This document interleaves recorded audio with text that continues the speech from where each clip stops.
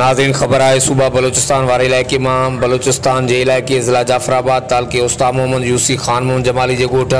सरफराज खान जमाली वासी बोड़ बिरादरी के बरसात मुतासिर सवें गोठाणनि में सियासी व समाजी शख्सियत chairman Saqlain foundation Mir Asghar Ali Khan Bijarani SOS के तावन से राशन खीमा कंबल गरम कपड़ा शालू और बियो ज़रूरी सामान तक़सीम किया। हर वक्त आगाहण लाइ ॾिसंदा रहो JTN वेब न्यूज़।